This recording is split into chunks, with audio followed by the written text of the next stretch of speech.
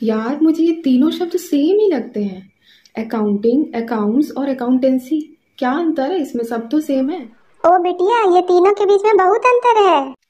अम्मा, अब तुम मुझे बताओगी इन तीनों के बीच में अंतर? हाँ क्यों नहीं, हमें पता है क्या है अंतर इनके बीच में। तो लो बताओ जरा।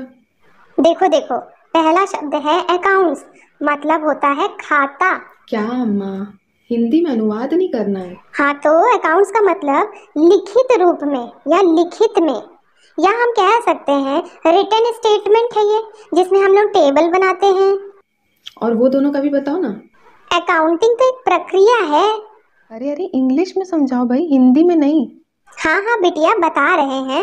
ये तो एक प्रोसेस है, इसमें रिकॉर्डिंग, क्लासिफाइंग और ना जाने क्या क्या है। अरे रुको, मैं समझाती हूँ, ये मुझे अच्छे से आता है, मेरे को पता है। मैं समझा रही हूँ, ठीक है। It is a process of identifying, measuring, recording, classifying, summarising, analysing, interpreting and the last is communicating to the users of the accounting. तो अकाउंटिंग क्या है? अकाउंटिंग कुछ नहीं है, ये सारी चीज़ों का एक प्रोसेस है, ठीक है। अब एक एक चेक करके मीनिंग समझते हैं। पहला क्या है हमारा? आइडेंटिफाइंग, आइडेंटिफाई करना कि हमारे पास क्या क्या चीज़ें हैं।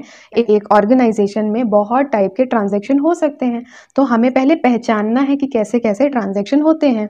सेकंड है मीजरिंग। अब हमें उसमें से देखना है कि कौन से ऐसे ट्रांजैक्शंस हैं जिसको हम मेजर कर सकते हैं, जिनको हम कैलकुलेट कर सकते हैं। जैसे टू टाइप्स एक है, एक तो क्वांटिटेटिव होता है और एक क्वालिटेटिव होता है। जो क्वांटिटेटिव होता है जिसको हम लोग क्वांटिटी में मेजर कर सकते हैं, जैसे कि हमने 500 का गुड्स परचेज किया, ये हो जाएगा हमारा क्वांटिटेटिव टर्म्स।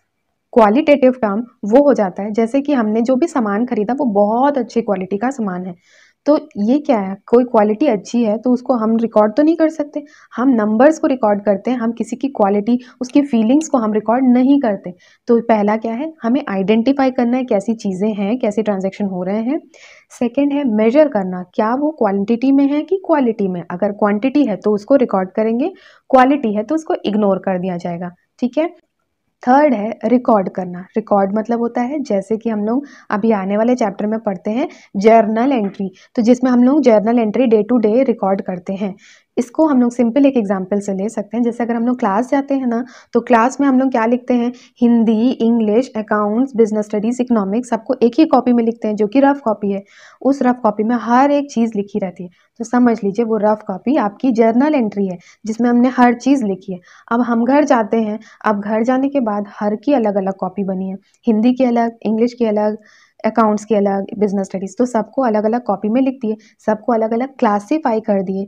तो रिकॉर्डिंग जो है वो जर्नल एंट्री है। नेक्स्ट है क्लासीफाइंग, मतलब लेजर, जिसमें हम लोग हर को अलग अलग जगह लिख देते हैं। आई होप अब समझ में आया। पहला identifying, measuring, recording, classifying. Classify करने के बाद समराइज करते हैं, उसको समरी बनाते हैं और किस में लिखते हैं? प्रॉफिट एंड लॉस और बैलेंस शीट जो कि है वो समरी है। समरी बनाने के बाद हम उसको एनालाइज करते हैं कि हमें प्रॉफिट हुआ कि नहीं हुआ, उसको एनालाइज करना।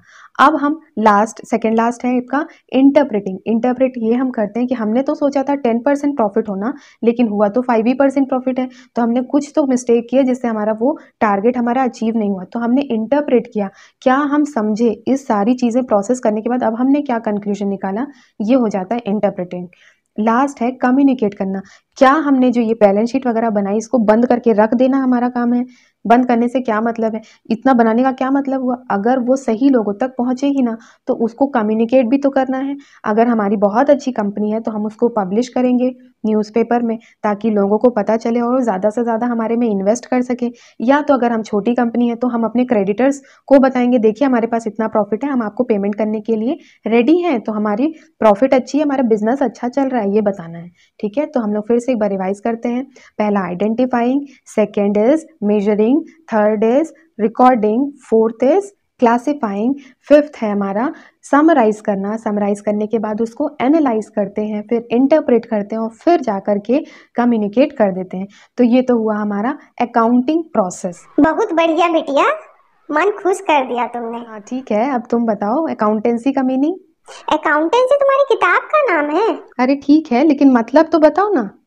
अकाउंटेंसी मतलब होता है, ये तो नॉलेज देता है, जो तुमने अकाउंटिंग बताया ना उसकी नॉलेज देता है कि कैसे हर चीज़ को सिस्टमेटिकली कैसे रिकॉर्ड करना है, यही तो अकाउंटेंसी बताता है। तो बहुत आसान है, ये तो तुम्हारी किताब है, किताब ही में तो लिखा है तुम्हारे अकाउंटिंग क्या है। वाह, अब मुझे तीनों के बीच में मीनिंग समझ में आ गई, डिफरेंस भी समझ में आ गया। अकाउंटेंसी, अकाउंटिंग और अकाउंट्स सब समझ में आ गया। धन्यवाद अम्मा।